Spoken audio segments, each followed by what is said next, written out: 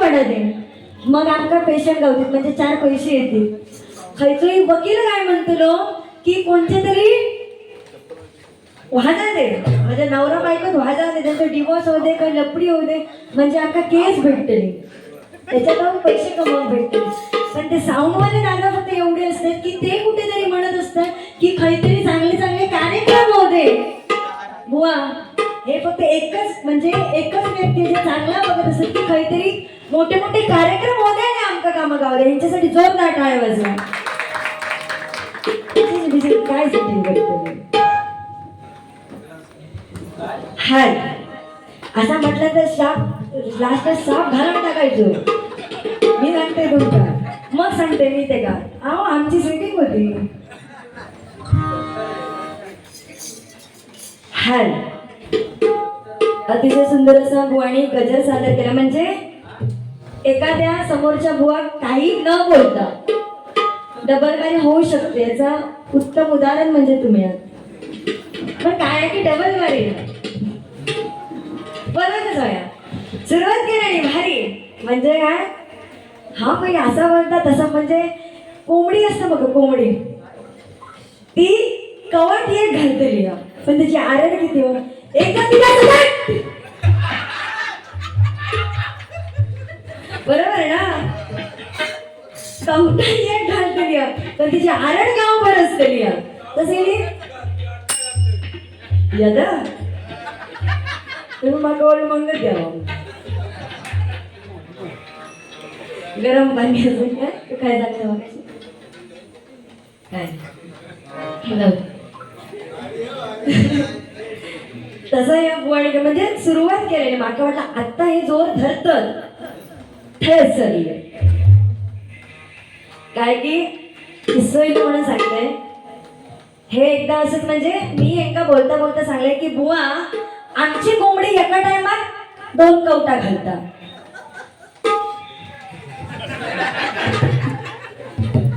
मस्करीचा भाग म्हटला बुवा का झाले की बुवा आमची कोंबडी एका टायमात 2 कवटा घालतात. तसेच हे त्यांच्या पप्पांकडे गेले म्हणतात अंकिता बुवांची कोंबडी एका टायमात 2 कवटा घालतात मग आमची किती आहे. तसेच खुराड्यात जायचे कोंबड्यांना सांगेन जर सगळं आधी जवळ गेले ह्याची भाषा त्यांना लगेच कळली.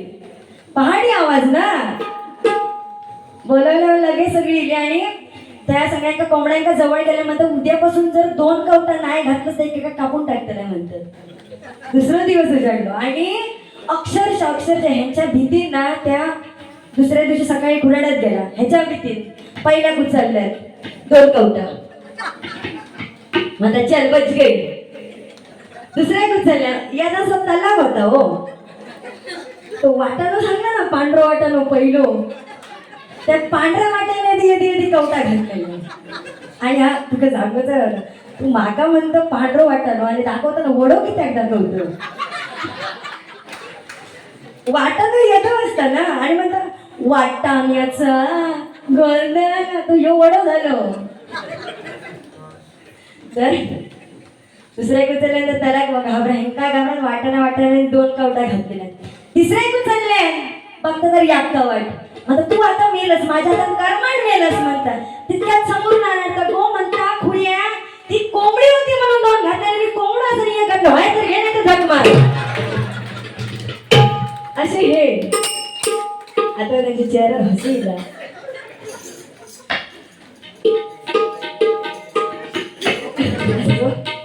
बाकी गजर छान दिलं म्हणजे प्रश्नच नाही काय की खूप माका आधी स्वतः म्हणजे ऐकायला भारी वाटलं. पोळा पण महाराजांचा खूप छान सादर केलं चांगला सांगते आता तरी हस एवढा नको एवढा काय तर ते दात दिसते परत. बुवाणी माका म्हटलं नाही हा मी 2, 3 काय लावचंय नाही मी एक छोटंसं गाणं सादर करते तुमच्यासाठी तुझ्यासाठी.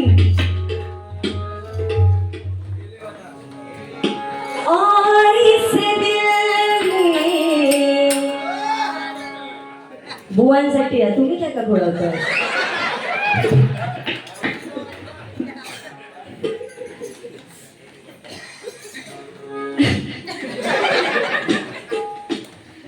तू बोलणार होते त्याच्यात लगीन झालेले बापरे दिसतोय मग आणि तुझ्यासाठी गाणं म्हटलं ते डायरेक्ट घराकडे जा वगळता तुमका. अरे दुर्गा मातेची पूजा करतास पण ही दुर्गा माता त्या वाघांच्या डोक्यावर बसली तिचा का?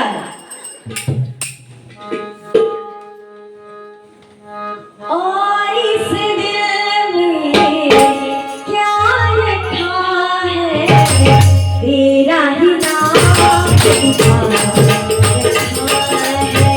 तेरा ही नाम लिखा है, तेरा ही नाम लिखा है। सीरे देखो दिल मेरा को, सीरे देखो दिल मेरा को, तेरा ही दर्द दिखा है, तेरा ही दर्द दिखा है, तेरा ही दर्द दिखा है। बघलं त्याच्यात आणि बोल तुमका ना 2-4 गाण्यांची फरमाईश दिली काय स्वतःहून ती घेत नाही कारण तुमका येतो माझा काही विषय नाही. पण काय असतं की आपल्याला एखादी फरमाईश दिली आणि आपल्याला नाही जमत असली आपण सांगायचं थोडीशी घ्यायची कमीपणा बाबा तुम्हाला नाही जमणार सोडून दे.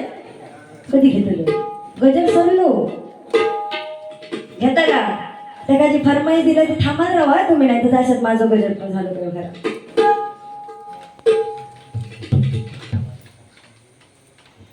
आदरणीय श्री नामाशेठजी भाटकर यांच्याकडून एक 500 रुपयाचं बहुमोलाचं पारितोषिक आलंय.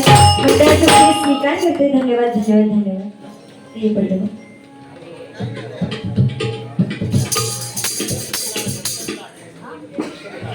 आदरणीय श्री दर्शनजी लाड यांच्याकडून एक 100 रुपयाचं बहुमोलाचं पारितोषिक आलंय. मंडळाच्या वतीने स्वीकार करते. धन्यवाद धन्यवाद धन्यवाद. एक गोष्ट रवींद्र दादा खूप बरी वाटली की वो आपल्याला रवींद्र दादांनी या डबल बारीसाठी फोन केलेला आणि तुम्ही सांगतास आज ते किशा खाली करून रवचत हा चुकीचा बोललास. त्या उलट रवण देवाकडे प्रार्थना करा की त्यांचे जेवढे म्हणजे किशे जेवढे अंका ते देतात ना त्याच्यापेक्षा फुल होत जाऊ दे ही ते देवाकडे प्रार्थना करा. आणि असे ते डबल बारीचे म्हणा कसले कसले मोठमोठे कार्यक्रम रोज राबवत जाऊ दे ही प्रार्थना करा तर तुमचे किशे फुल होतले. त्यांचे किशे खाली करून तुम्ही जाऊ नको. एक बरं वाटले की रवींद्र दादा स्वतः म्हणजे बक्षीस तुम्ही देताय पण कधी तुमचं नाव घेऊन नाही देते ते वडिलांचं म्हणजे दिसून येतं की ते स्वतःच्या वडिलांचा आदर किती करतायत बघा. बुवाने मगाशी तुमच्यासाठी गाणं घेतलं मी एक झलक घेण्याचा प्रयत्न करते.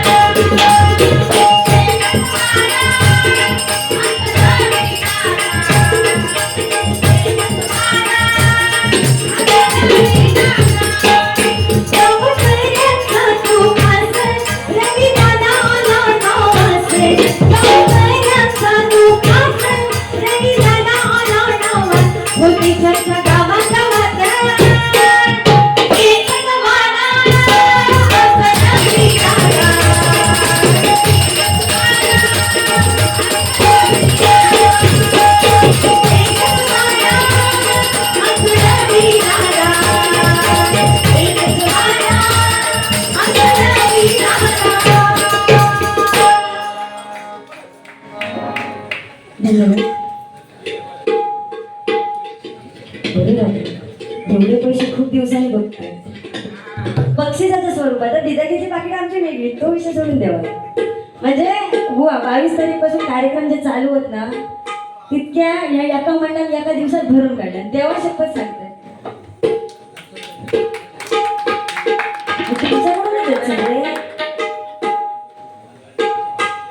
आदरणीय श्री रामशेठजी भाटकर नामाशेठजी भाटकर आणि रविदादांकडून 1,500 रुपयाचं बहुमूल्य पारितोषिक आहे स्वीकार करते धन्यवाद धन्यवाद धन्यवाद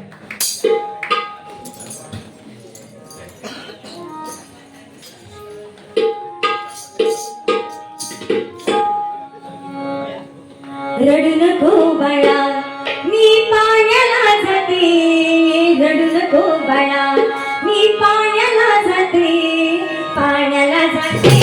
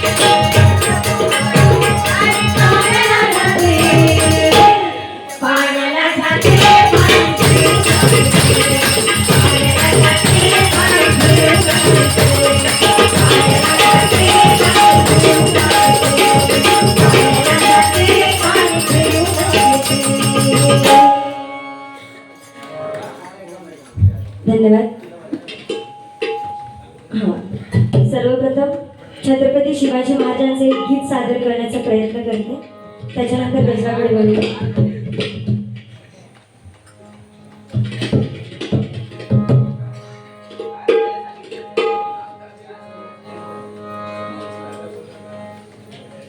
काय की आपण प्रत्येकाला इथे स्वतःला छत्रपती शिवाजी महाराजांचे मावळे म्हणून वदवतोय बघा पण छत्रपती शिवाजी महाराजांचे आपण आचार त्यांचे विचार आपण आचरणात आणतोय का मायबाप प्रेक्षक जेव्हा छत्रपती शिवाजी महाराजांनी त्या शाहिस्तेखानाची बोटे छाटली लाल महालात तेव्हा शाहिस्तेखानाची बहीण शाहिस्तेखानाकडे धावत आली आणि शाहिस्तेखानाला म्हणते की अरे तुझी भाजी कुठे सापडत नाहीये त्यावर शाहिस्तेखान तिला सांगतोय की इथेच कुठेतरी लपून बसली असेल तिला नीट उडक तेव्हा त्याची बहीण सांगतेय की मला वाटतं छत्रपती शिवाजी महाराजांचं मावळने तिला पळवून नेली असावी पण तेव्हा शाहिस्तेखान म्हणतोय की छत्रपती शिवाजी महाराजांचे मावळे काही करू शकतात पण एखाद्या आई बहिणीला हात लावू शकत नाही ही आहे बघा आपली राजांची पुण्य धन्यवाद आणि एवढंच नव्हे तर तो औरंगजेब आपल्या छत्रपती शिवाजी महाराजांचा सर्वात मोठा शत्रू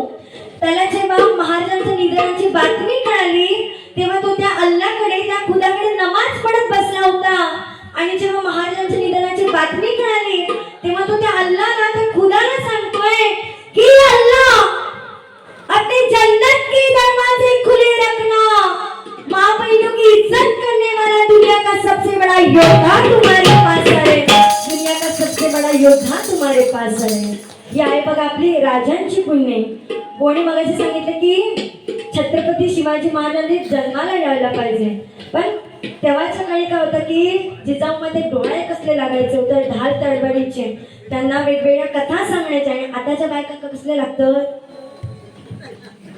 ते विमानच खाली घातले ते कर्म बघ. चायनीज पाणीपुरी शेवपुरी गेली, आता चायनीज लॉलीपॉप हे सगळे असतं. म्हणजे आपले महाराज जन्मात घेतले कधी, यांच्या 7 वाजले का आणि झाल्या मला सिरियल. तुम्ही मग अशी भारी सांगला तर पुण्यात काही टीव्ही दिसणार नाही काय म्हणून. एक नंबर पॉइंट पकडला. आणि तू मगाशी काय म्हणतो आता, बाकी भाऊ म्हणतात चिकनो दिसताना असं. तू माका माझ्यावर डाऊट येऊक लागलो, काय कळलं तुमका. चिकना आणि चिकनो मध्ये फरक असता. ह्या काय म्हणतात, बुवा बाकी चिकनो दिसताना, मी चिकनो दिसतोय तुका. सुरुवातीक बोललं चिकनाला, बोललं चिकनो म्हटलं. केलं ना, तूच केलं ना रेकॉर्डिंग. हा तोंडातून चुका नेला असताना तुझ्या. मी काय बोललंय चिकनो दिसता बुवा, म्हणजे वाईट माझ्याकडे बघ. आपली महिलांची डबल बारी आहे.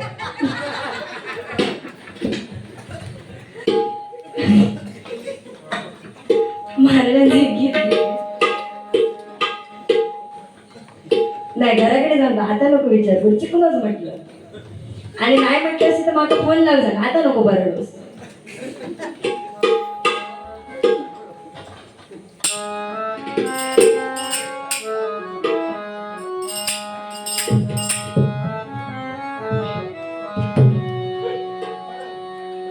महाराष्ट्राच्या सातबाऱ्यावर माझ्या राजाचं नाव हाय र. महाराष्ट्राच्या सातबाऱ्यावर माझ्या राजाचं नाव हाय र.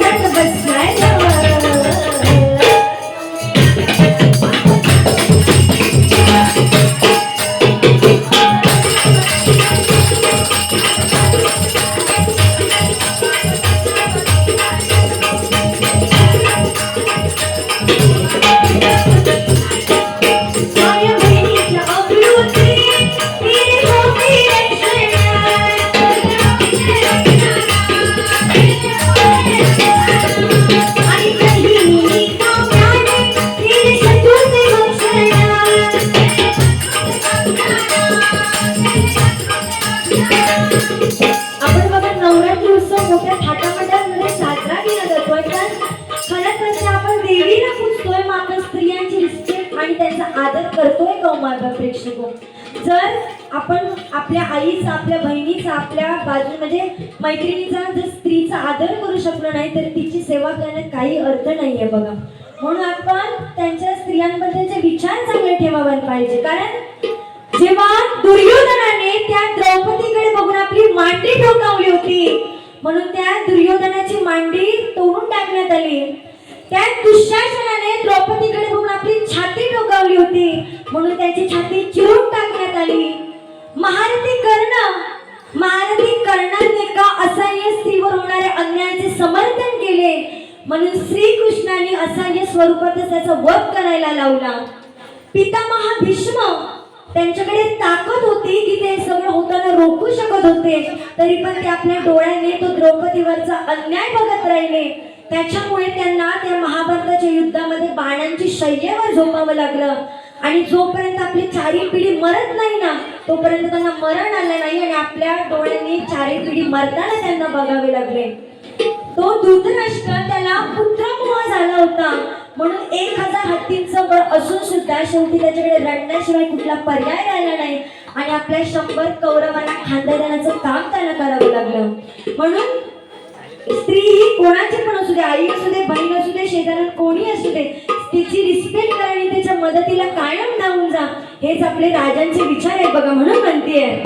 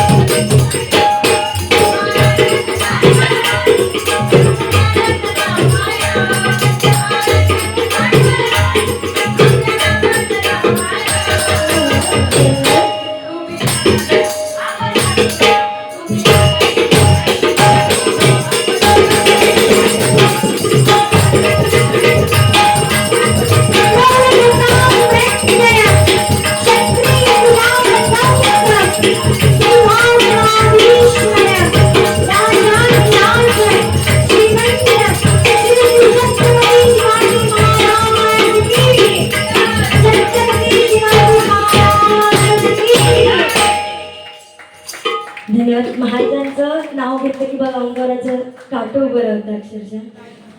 काय तर खरं सांगेन मोठेपणा नाही करणार की माझा आवाज छाप गेलेलो म्हणजे दुपारी गगन बावडीचे लोक माझ्या मागं बुवा गॅरंटी पण नव्हती की मी करू शकते का. आता तुझा आवाज तारेसारखं मला माहिती होतो की मी ऐकलंय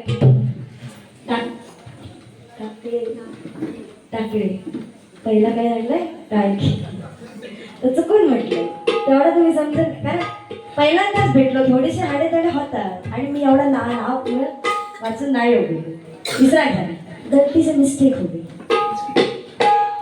तर माझं अजिबात गॅरंटी नव्हती की मी आज बारीक करू शकते काय पण या रंगदेवतेत एवढी ताकद आणा खरंच म्हणजे त्या देवालाच म्हणून सांगते एवढ्या रंगदेवतेत ताकद आहे की इथे बसला काय ग्रुप येतात मला बुवांकर सुद्धा मागवलं म्हणजे ताकदच एवढी आहे की तो देव ऑटोमॅटिक आपल्या शक्ती देता आणि सगळं कार्यक्रम त्यांचा सक्सेसफुल होता. आदरणीय श्री दीपकजी भाटकर यांच्याकडून एक 500 रुपयाचं बहुमानाचं पारितोषिक आहे. मंडळाचे ते स्वीकार करते. धन्यवाद धन्यवाद धन्यवाद.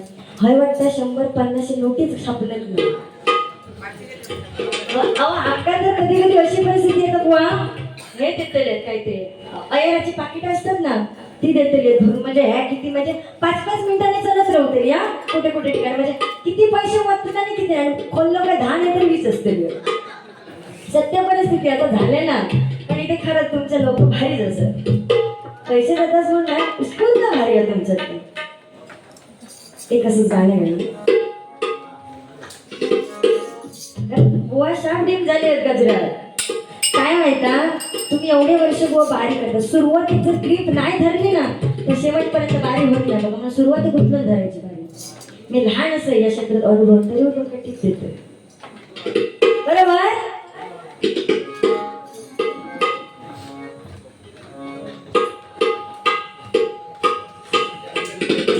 पैसे स्वरात अडकले, स्वर वाजत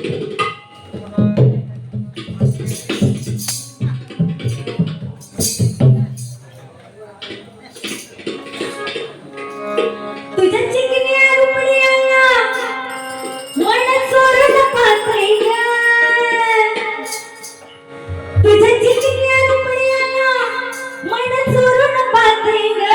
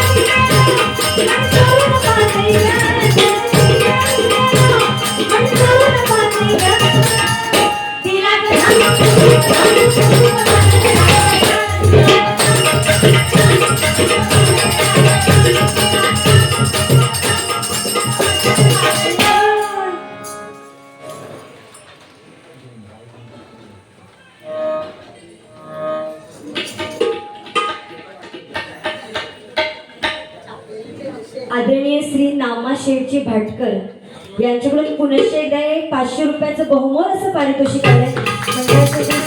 धन्यवाद. त्या आईला एवढं सांगेन की आज जेवढे खर्च तिने आमच्यात केले नाही ते उद्या त्याच्या डबल होऊन त्यांच्या खिशात जाऊ दे.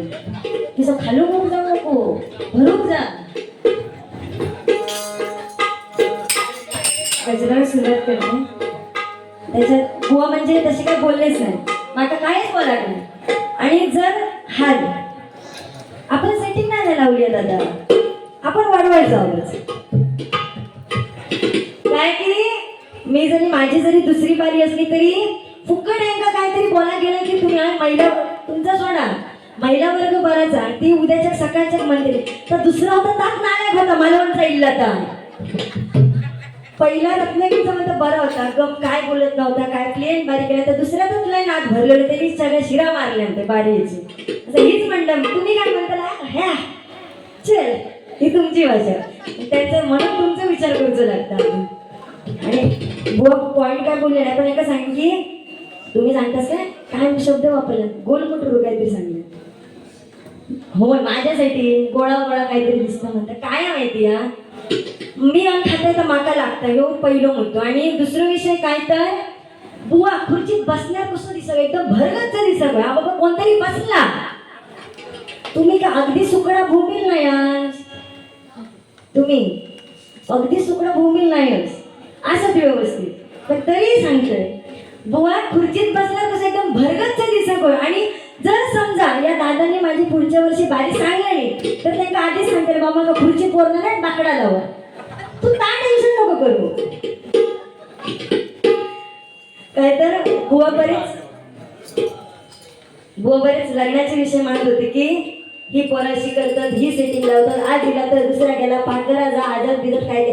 मी रुपावलीत काय लक्ष नाही दिलं. पण आता फक्त काय सांगायचं तर या कलियुगा बघत इथे पहिला कसं होतं ते म्हातारे आजोबा इथे तेव्हा तुम्ही जेव्हा शाळेत जायचं तेव्हा एखाद्या पोरीकडे बघूची हिंमत नव्हती बघा, पहिली दुसरीत असताना. बरोबर काका त्या काळी तुमच्या काळी. पण आता कसं झालं आहे, हा बारके पोरके कोण नाही म्हणा तर हे पहिली दुसरीत गेले की यांचे जोडी लागलेले असतलीवर.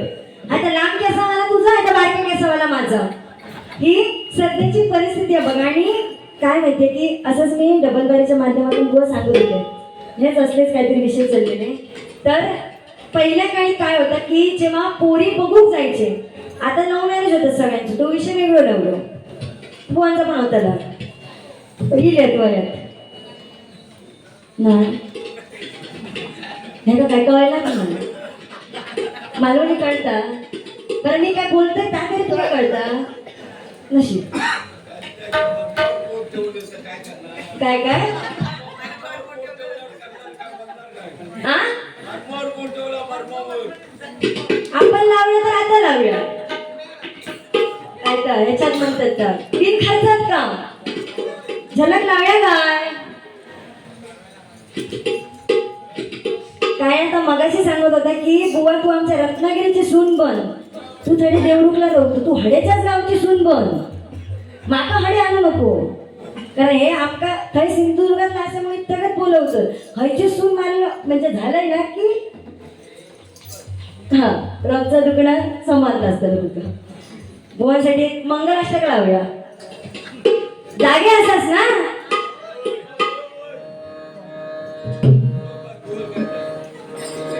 आता कसलं अडीच वाजता कसलं जोर करू आवाज माझा फाटता जरा वाईस समजून घ्या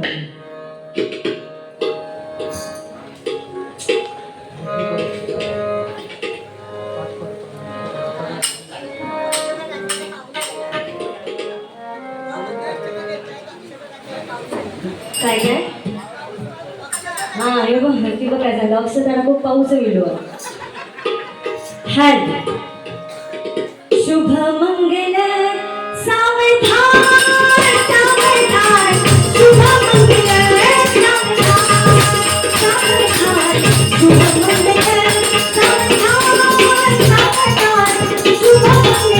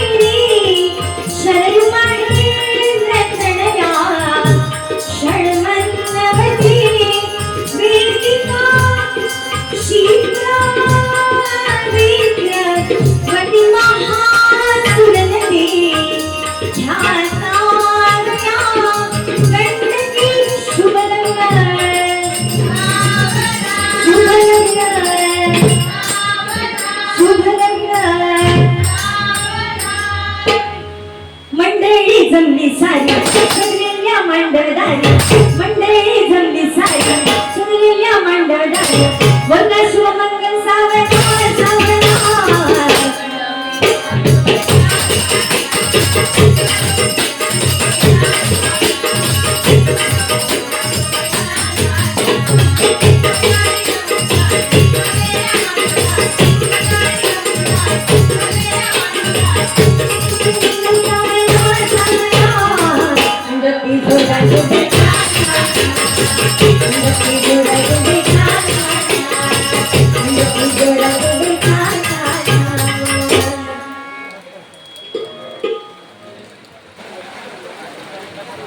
आदरणीय श्री नामाशेठजी भाटकर यांच्याकडून पुनश्च एकदा 500 रुपयाचं बहुमान असं पारितोषिक आहे मंडळाच्या वतीने स्वीकार करते धन्यवाद धन्यवाद धन्यवाद काय की या कलियुग बघा इथे चांगल्याच्या पाठी कोण जात नाही वाईटाच्या पाठी पहिले जातात त्याच्यामुळे दूध विकणाऱ्या प्रत्येकाच्या घराघराकडे फिरायचं लागतं आणि दारू विकणाऱ्याच्या घराकडे लाईनीच्या लाईनी लागलेली असतात मग असे सांगलात ना तीच ओळून तर सांगण्याचं काय कलियुग आहे बघा म्हणजे जशी टिकली तसं कुंकू आणि जशी चोळी तशी साडी बघा म्हणजे पहिले जी आजी वेगळी असायची त्यांच्या मस्तकावर मोठी टिकली असायची बघा लाल कुंकू वेगळे लावायचे पण आता तो जमाना बदललो आता यदीशी असला आणि असली तर नाही तर नसली आणि आपण काय म्हणतो की महिलांचा डोक्यावरचा कपाळावरचा टिकली म्हणजे सौभाग्याचं प्रतीक म्हणतो बघा ताई बरोबर पण सध्याचं घो कधी बाथरूमच्या फरशीची काढलेलं असतं ना बरोबर आहे ना कधी बाथरूमच्या फरशीची काढलं असतं नाही तर कधी आरशाची काढलेलं असतं म्हणजे तो एकदा काढून बाथरूमात राहलो की थायच राहलो मग दुसरं लावलेलं टिकली आणि साडी आणि चवळीचं म्हणा गेलं तर पहिली बुवा बघा आपल्या आजी वेगळी होती तेव्हा 9 वारी साडी नेसायची त्याच्यानंतर 6 वारी येईल आणि आता जीन्स पॅन्टी काय शॉर्ट काय म्हणजे वन पीस काय त्या सगळं म्हणजे जर समजा भवान काढले जीन्स पॅन्ट काढल्या की बायलाच चढवले ही सध्याची परंपरा ती शिस्तीत असली तर ती 300-400 रुपये का गावता हो व्यवस्थित पण ती मच्छो खायचं तरी 10 बघा फाडा ती का त्याची किंमत 4000 3000 2 अशी जाऊन टेपलेली असते म्हणजे हा कलियुगा बघा आणि मला असं माझं मुद्दे राहिलं की पहिली आता लव्ह मॅरेज होतो पहिली त्या आजोबांका वेगळी माहिती असायचा की जेव्हा पोरगी बघून जायची तेव्हा पोरीची चाल बघितली जायची बरोबर ना आजोबा वाईट म्हणते हलवा ह्या तुमकाच माहिती असतं हे पुकारे नाही देऊचे तेव्हा पोरीची चाल बघितली जायची आणि जर समजा असं म्हणायचे की पोरीच्या अंगठ्याचा बाजूचा बोट जर मोठा असत ना तर ती पोरगी त्या पोरग्यात मुठीत ठेवलेली मुठीत मिठीत नव्हे मुठीत ठेवलेली आणि असंच मी एका डबलबारीच्या माध्यमातून सांगत होते तेव्हा एक आजी अशीच बसलेली ती हळूच आपलं पदर बाजू करता पायावर आणि म्हणता बापल्याचा बापूस म्हणजे शब्दाच्या बाहेर कसं जात नाही तो मग आज कळतो असं ते गजरला सुरुवात करते खूप वेळ झाला कळतं मोठं तुझ्या तोंडावर बघून तर मागं तुम्हाला असं गाईच घालतं असं वाटतं स्माईल छान आहे हसत राहा हसल्याने आयुष्य वाढतं आणि चिंताने कमी होते गजर आहे म्हणजे डबलबारीचा मेन गाभा म्हणजे गजर 2 कडव्यातच संपवते पण नक्कीच काहीतरी तुम्हाला देण्याचा प्रयत्न करा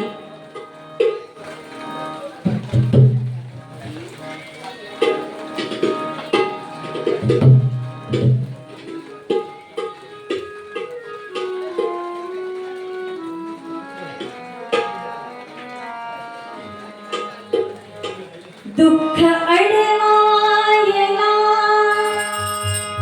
तुम्ही मगाशी फरमाई दिली बुवाणी घेतली हा नंतर घेतले त्यांच्या स्टाईल मध्ये घेऊया आपण झडप मारू दुःख अडवायला उमया सारखा दुःख अडवायला उमया सारखा मित्र बनला मित्र बनला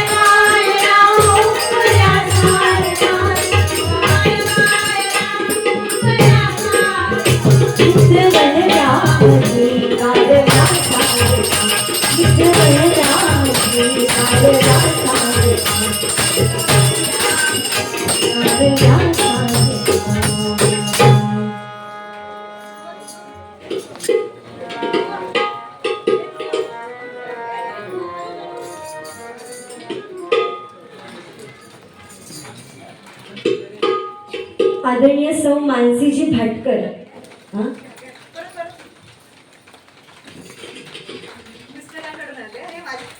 अच्छा ते तुमचे मिस्टर ते साधे होतो मग असं बघलंय मी त्यांना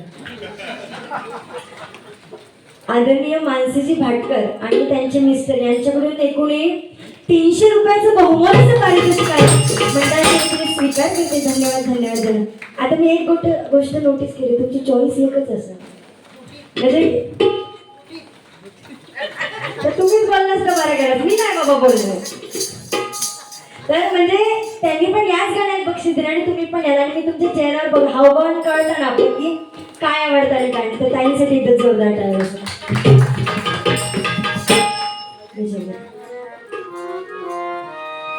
अशी कशी जगास एकलीची मात झाली, अशी कशी जगास एकलीची मात झाली, झाली पुण्याची जोडी खाली, झाली पुण्याची जोडी खाली.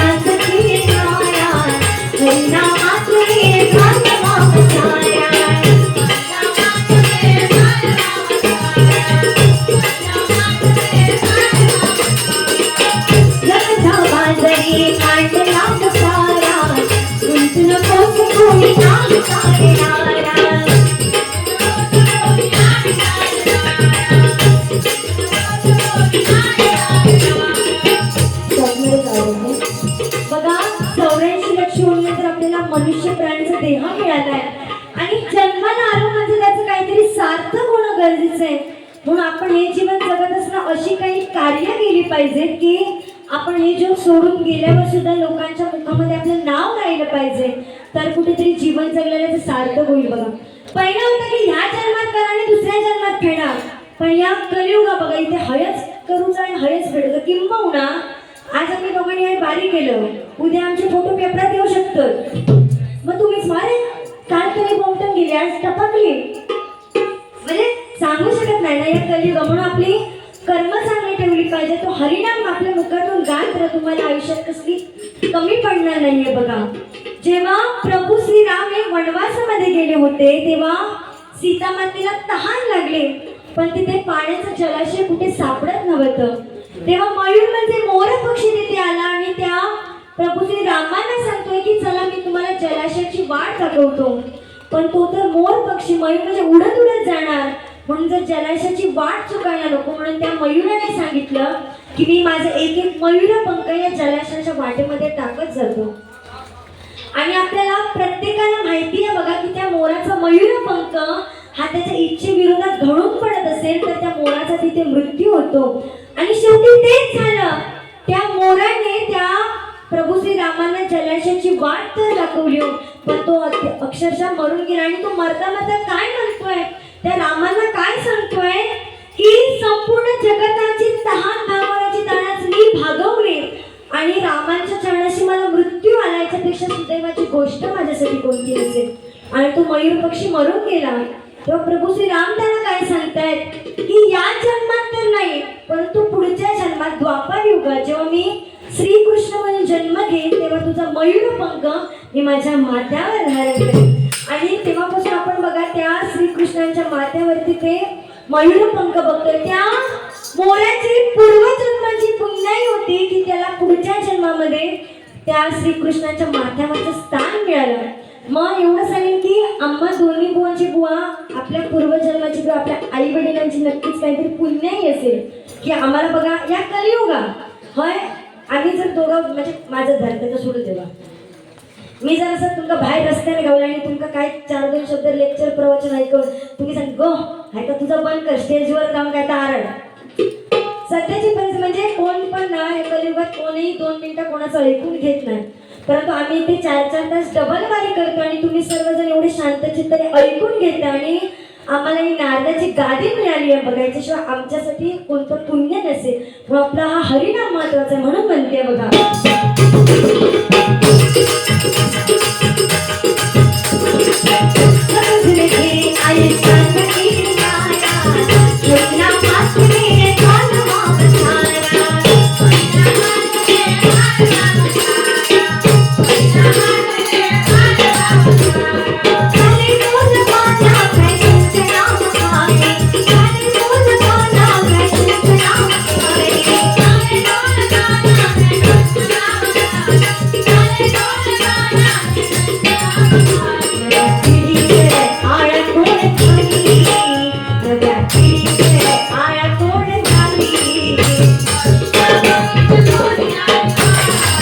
आई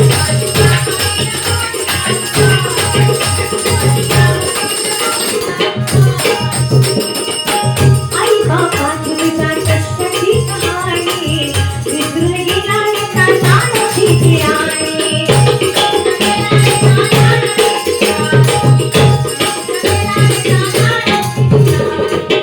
विकत वाटीकर सोबती न कोणी आठवील बापुले सांगली कोणी.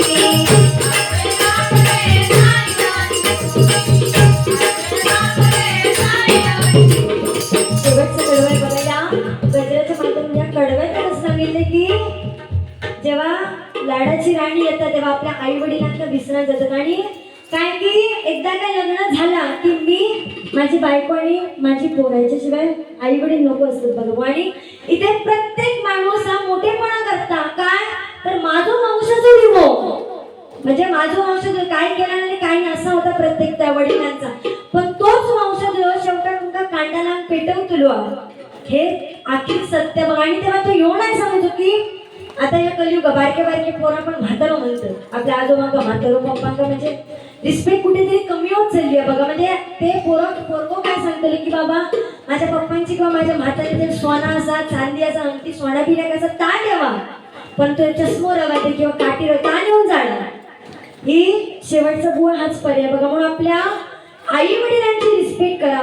एक कथा सांगते की ज्यांचे आई वडील लहान असताना हे जग सोडून गेले त्यांनी समजावं की त्यांच्यासाठी सुखाचा समुद्र आटला. त्यांच्या आयुष्यातील सारी सुख आटली त्यांचे आई वडील सोडून गेले. तुम्ही किती मोठे वाग करतो वाण वा महाराष्ट्रभर फिरा मोठमोठ्या लोकांच्या शाबासकीचे थाप तुमच्या पाठीवर पडू द्या पण आई वडिलांच्या शाबासकीमध्ये जे प्रेम आहे ना ते टाटा बिर्लाच्या शाबासकीमध्ये मिळणार नाही. अरे कुत्रे सांभाळायला जेवढा खर्च येतो तेवढा आई वडिलांना सांभाळायला येत नाही. किती खर्च करतोय आपण त्या कुत्र्यांवर. रोज त्याला टपमध्ये बसून अंघोळ घालणे कोरड्या टॉवेलने पुसणे आणि सायंकाळी 6च्या सुमारास त्याला एसीच्या गाडीमधून फिरवणे. याचे कुत्रे एसीच्या गाडीमधून फिरतायत पण त्याचे आई वडील वृद्धाश्रमामध्ये परवाच्या भाकऱ्या खातायत. कुत्र्याला किती प्रेमाने सांभाळा तो चावल्याशिवाय राहणार नाही.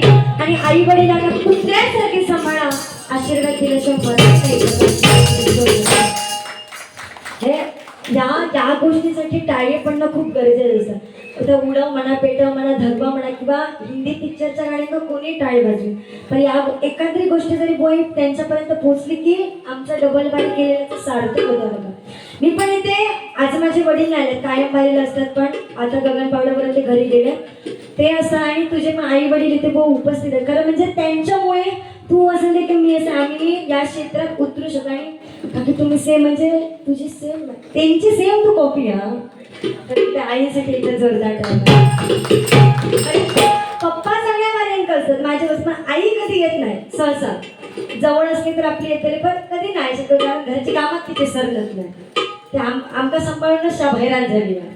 तर तुझी आई आली खरंच ताई तुमचं पण मी नतमस्तक काय तुमच्या चढवत काय बोललं असेल तर राग म्हणून घेऊ नका मी पण तुमचा चिडू असं समजा. एक आईसाठी गीत घेते आणि गजर संपवते.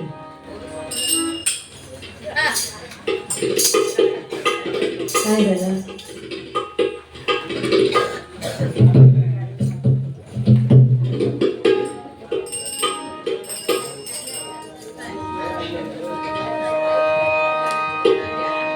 त्रिसरणाच्या टप्प्यावरती धन्य तू ग माती